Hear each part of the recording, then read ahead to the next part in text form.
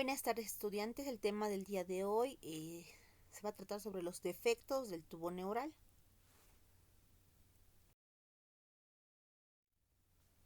Como sabemos, los defectos del tubo neural representan la mayoría de las anomalías congénitas a nivel del sistema nervioso central, y estas van a ser secundarias a un fallo en el cierre del tubo neural, y la cual se va a producir durante el primer mes de la gestación.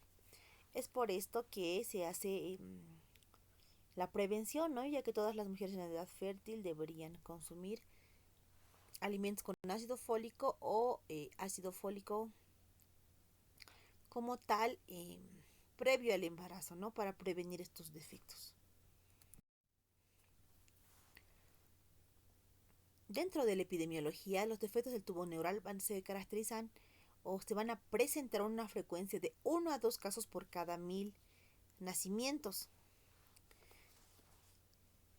Entonces, ¿qué es lo que pasa? En circunstancias normales, el extremo proximal del tubo neural se va a cesar normalmente el día 23 y el extremo caudal se cierra el día 28. Pero en estos casos va a haber una afectación ya sea a nivel del extremo proximal o extremo caudal, el cual va a haber una afectación que no va a permitir su cierre y puede producir distintos defectos. Es importante conocer cuál es la etiología y cuáles son los factores de riesgo. Bueno, van a existir muchos factores que ya sea aislados o en forma combinada van a afectar el desarrollo normal del sistema nervioso central, y estas van a tener un origen multifactorial. Entonces, dentro de estos, aquí como pueden ver en la diapositiva, estos son los factores de riesgo. Por ejemplo, que haya una deficiencia de ácido fólico. ¿Por qué? Porque la mujer embarazada tiene una ingesta inadecuada o insuficiente de folatos, madre con malnutrición, aumento del consumo metabólico en el embarazo, lactancia materna, una anemia hemolítica. También cuando hay interferencia en su utilización, como por ejemplo cuando la madre toma alcohol o el uso de anticonceptivos orales, cimetidina, cotrimoxazol. O una absorción deficiente que se podría producir por la enfermedad celíaca, el síndrome de intestino corto. Todo eso puede llevar o es un factor de riesgo el, eh, para que se produzca un defecto a nivel del tubo neural. Otros factores de riesgo que también están conocidos, tenemos a la radiación materna, también que la madre se exponga a calor intenso, ya sea en las saunas, los fármacos, que la madre consuma fármacos anticonvulsivos como la carbamazepina o el ácido valproico, o también que la madre consuma fármacos antidepresivos como la fluoxetina y la paroxetina, factores genéticos y anomalías cromosómicas, las infecciones perinatales como son el TORCH, el Zika, la diabetes materna, historia familiar, dijo anterior, nacido con defecto del tubo neural, ya que si ya tenemos el antecedente de que un hijo previo nació con algún tipo de defecto del tubo neural, entonces se da mayor dosis de ácido fólico a la madre. La obesidad materna, y también algo importante es recalcar que las infecciones perinatales como por ejemplo el Zika, el TORCH también puede, sobre todo el Zika puede causar hasta microcefalia.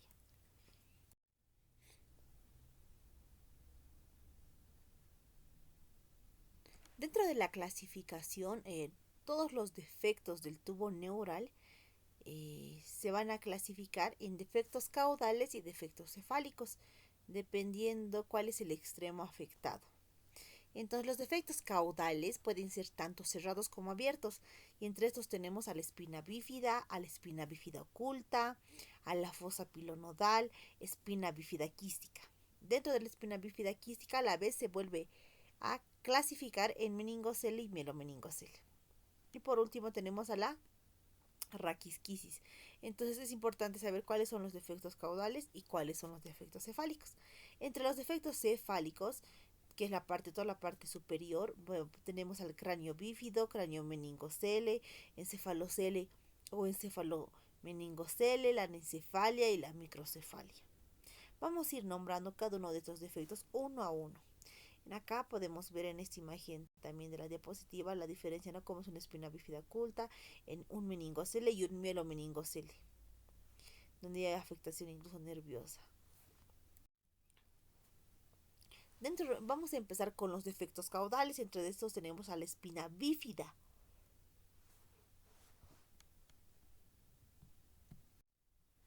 Bueno, la espina bífida se va a deber a un cierre inadecuado a nivel del neuroporo caudal, el cual se va a manifestar como una falla de fusión a nivel de los arcos vertebrales en la línea media.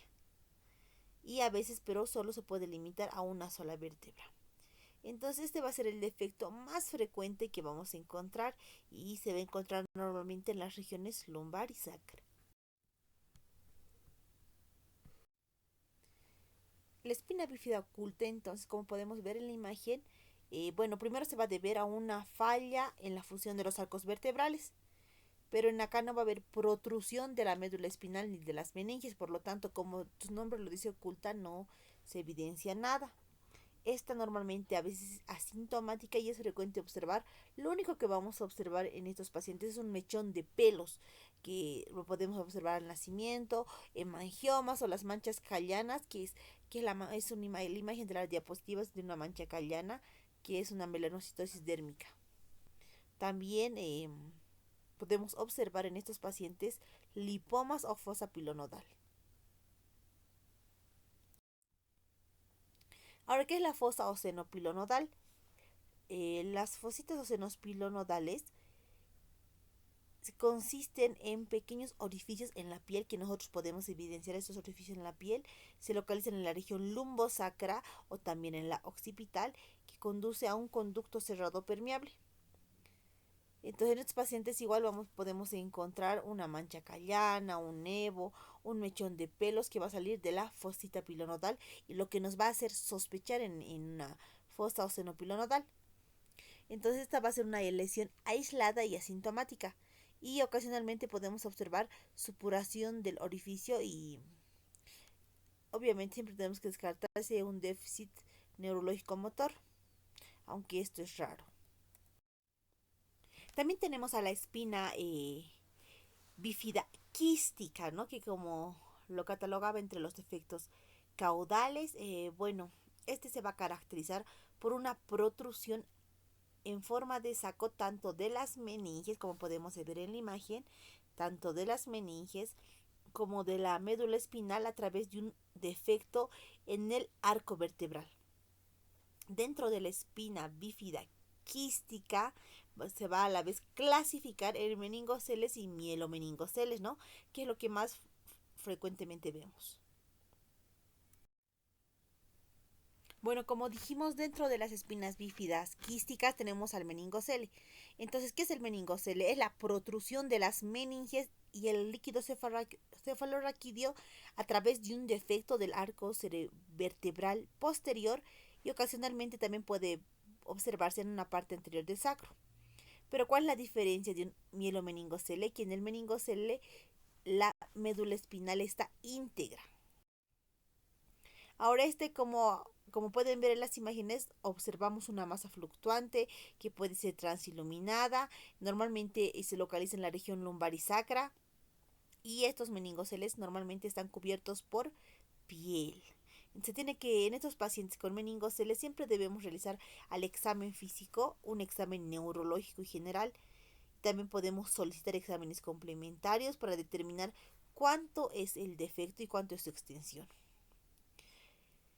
Como pueden ver en esa imagen tenemos la diferencia entre una espina bífida oculta donde solo observamos un mechón de pelos, un meningocele donde hay salida de tanto de las meninges como del líquido cefalorraquídeo y el mielomeningocele donde hay mayor afectación, ¿no? Ahora, ¿cuál es el manejo en estos pacientes con meningocele? Es el cierre quirúrgico y oportuno del defecto. En cambio, el mielomeningocele es la forma más grave a nivel de los defectos del tubo neural.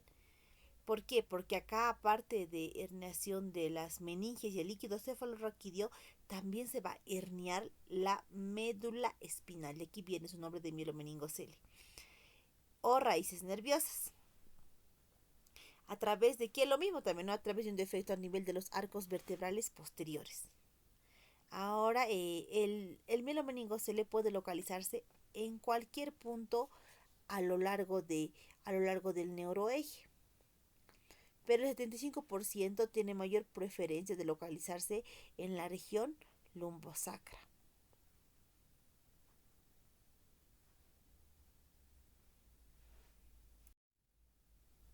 Ahora, ¿qué vamos a encontrar en los pacientes con mielomeningocele? Lo que vamos a encontrar es clínicamente vamos a observar una estructura quística, a veces puede estar la misma rota y observarse líquido cefalorraquídeo y restos de tejido nervioso. Ahora, lo más grave, en relación al meningocele y el mielomeningocele produce mayor disfunción en muchos órganos y estructuras. ¿Por qué? Porque puede provocar alteraciones esqueléticas, ya sea por afectación de las vértebras, alteraciones cutáneas, alteraciones a nivel de tracto genitourinario y gastrointestinal. ¿A qué se refiere esto? Que estos pacientes pueden llegar, dependiendo cuánto se ha afectado, pueden llegar a ser incontinentes, incluso in- pueden empezar a tener incontinencia a lo largo de su vida. También igual puede haber afectación a nivel genitourinario y del sistema nervioso central. En todo va a depender de la localización, todo va a depender de la localización del mielomeningocele. Entonces es muy importante saber en qué parte se encuentra el mielomeningocele.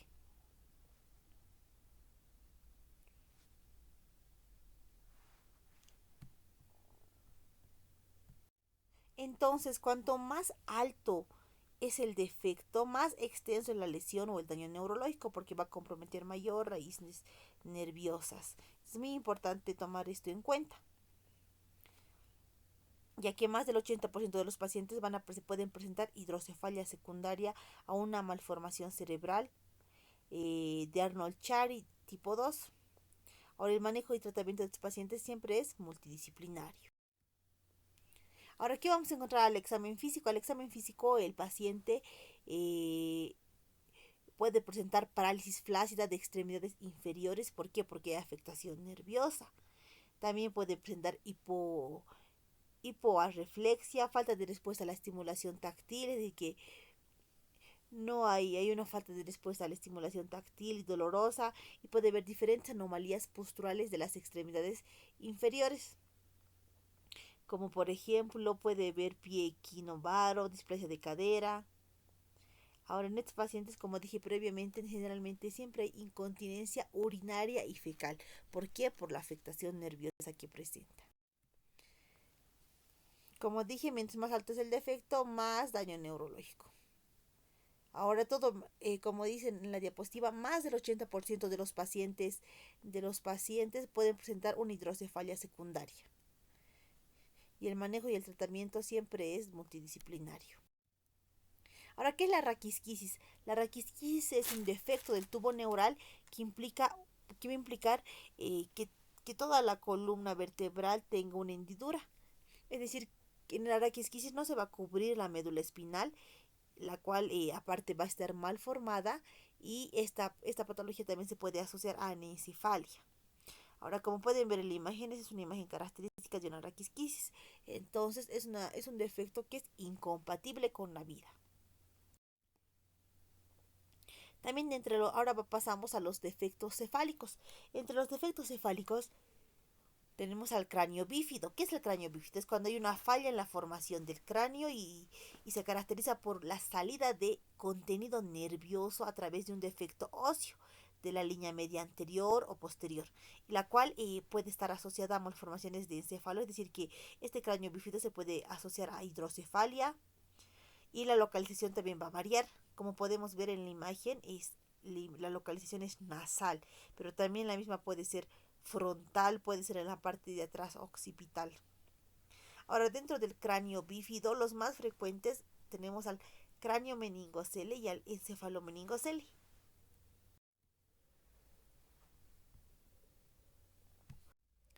Como pueden ver, el cráneo meningocele normalmente se localiza en el cráneo y va a consistir en un saco que va a contener tanto meninges como líquido cefalorraquídeo. Como podemos ver en la imagen, hay diferentes localizaciones. Puede ser occipital, como vemos en la primera imagen, luego también puede ser nasal o incluso puede ser frontal. También tenemos al encefalomeningocele. el cual es un defecto del tubo neural que está formado por un saco meningio. El mismo va a contener la corteza cerebral, cerebelo o partes del tronco encefálico, líquido cefalorraquídeo y el mismo, el encéfalo meningocele, tiene un pronóstico muy grave, ¿no? Entonces, como pueden ver las imágenes, ese es un encéfalo meningocele. Ahora, la anencefalia va a ser un defecto a nivel de la bóveda craneal, las meninges y el cuero cabelludo. Entonces, va a estar formado por partes de tejido conjuntivo, vasos y neurógleo. Entonces, en la anencefalia, ¿qué va a haber? Va a haber una falta de hemisferios cerebrales y el cerebelo, y se identifican solamente restos del tronco encefálico. Entonces, esta es una patología que es incompatible con la vida. Estos pacientes pueden llegar a vivir desde horas hasta días. Entonces también nombrar la microcefalia, ¿no? Que como sabemos es cuando se percentila el perímetro cefálico de acuerdo a las tablas de la OMS por sexo y también por edad, y la misma no se encuentra por debajo de -2 desvíos estándar para la edad y sexo. Entonces acá recién consideramos una microcefalia. Ahora, la microcefalia puede ser primaria o secundaria. La primaria es aquella que es genética, ¿no? Y la cual no está asociada a otras malformaciones y sigue un patrón mendeliano de herencia. En cambio, la microcefalia secundaria es aquella que se va a producir secundaria a una infección que pueda afectar al recién nacido, como por ejemplo que la madre contraiga Zika durante el embarazo, que esto va a llevar a un alto riesgo de microcefalia. O por ejemplo, cuando un paciente tiene una craneosinostosis, un cierre temprano de las fontaneras, que también podría provocar microcefalia. Todo esto acompañado también de secuelas a largo plazo. Ahora, dentro de las complicaciones y secuelas, eh, todas las complicaciones y secuelas siempre van a ser secundarias al mielomeningocele y al encefalomeningocele. Y estas van a depender de qué estructuras nerviosas van a estar comprometidas, cuál es la localización y el tamaño, y si es que hay alguna anomalía asociada. De esto va a depender las complicaciones. Ahora, dentro de las complicaciones más frecuentes vamos a tener a la meningitis bacteriana, septicemia, convulsiones e hidrocefalia, ya que como están también parte del sistema nervioso central expuesto, hay alto riesgo de que estos pacientes hagan meningitis. Ahora, las secuelas, estas son entre las complicaciones. Y dentro de las secuelas podemos encontrar niños que hayan tenido cualquier defecto del tubo neural, sobre todo como un encéfalo, un mielomeningocele, por ejemplo. Estos pueden tener un síndrome convulsivo, pueden presentar igual microcefalia, y incontinencia a los esfínteres vesical y rectal, sobre todo por la afectación, como el defecto del tubo neural es a nivel sacro y lumbar. Entonces también puede haber eh, incontinencia del esfínter vesical rectal, un retardo neuropsicomotor también en los pacientes que hacemos seguimiento. Ahora, los exámenes complementarios son muy importantes. ¿Por qué? Porque una mujer cuando está embarazada ya se debería realizar una ecografía prenatal de alta resolución, en la cual ya debería poderse diagnosticar el mielomeningocele o cualquier defecto del tubo neural. Como pueden ver en la imagen de abajo, es una ecografía prenatal donde se observa ya el mielomeningocele. Entonces también se indican que es de utilidad estudios ecográficos fetales rutinarios, y también es importante también verificar cuánto se encuentra la alfa-fetoproteína en suero materno y en líquido amniótico, lo cual podría también, que niveles elevados de alfa-fetoproteína sugieren presencia de un defecto del tubo neural. Ahora, dentro del diagnóstico diferencial siempre debemos diferenciar a los defectos del tubo neural con un absceso, un lipoma, un teratoma, como podemos ver en la imagen de la diapositiva, es un teratoma sacrococcigio, o también un hemangioma profundo. Entonces, todo eso nos podría hacer tal vez en un inicio sospechar de una espina bífida, pero cada uno también tiene su relevancia. En relación al tratamiento, el tratamiento es multidisciplinario, es decir, que van a participar varias especialidades y subespecialidades. como por ejemplo va a intervenir un neurocirujano el que va a realizar el cierre del defecto y si es que el paciente presenta hidrocefalia también va a colocar una válvula de derivación ventrículo peritoneal para por si el paciente presenta hidrocefalia. Ahora, como dijimos, una de las principales complicaciones es la meningitis, ¿no? Entonces, en caso de defectos con saco abierto, se van a utilizar antibióticos de amplio espectro. ¿Para qué? Para evitar una neuroinfección. También es importante, ¿qué cosa? Es importante que se planifique la fisioterapia, rehabilitación y seguimiento posterior al alta. Ahora, dentro del pronóstico, el pronóstico de estos pacientes es variable, ¿no? Siempre va a depender de dónde, de la localización, de cuánto es el tamaño del defecto, de las complicaciones que puede venir asociado a lo que tiene el paciente o de una corrección también temprana o tardía, ¿no? De eso también va a depender el pronóstico. Ahora, ¿cuál es la prevención que se debería realizar para prevenir aún un defecto del tubo neural? Se debería administrar ácido fólico, ya que el ácido fólico va a prevenir y disminuir la incidencia de defectos del tubo neural. Se recomienda que toda mujer en edad fértil, sobre todo si está preparándose para embarazarse, debería tomar ácido fólico un mes antes de embarazarse y hasta el tercer mes del embarazo. Ahora, ¿cuánto es la dosis del ácido fólico? La dosis de administración periconcepcional es de 0,4 miligramos día vía oral de ácido fólico de mujeres en edad fértil. O también pueden tomar las mujeres o administración periconcepcional de 4 miligramos día vía oral en mujeres que han tenido algún defecto, o sea, ya han tenido un hijo con un defecto a nivel del tubo neural. Entonces, en estos pacientes sí debemos dar una mayor dosis de ácido fólico. Ahora es muy importante también aconsejar que todas las mujeres en edad fértil deben ingerir alimentos con mucho contenido en folato. ¿Qué alimentos contienen folato? Todos los vegetales de hoja verde, como por ejemplo el repollo, las espinacas, la selga. También tenemos dentro de las frutas a la naranja, mango, palta. Dentro de los frutos secos a las nueces, almendras, avellanas. También tenemos al hígado de res, a los cereales, a las legumbres como por ejemplo arvejas, porotos, habas, lenteja. eh, entonces todos estos alimentos son muy importantes que también una mujer lo consuma, ¿no? Bueno, buenas tardes. Doctores que atento ante cualquier pregunta que surja.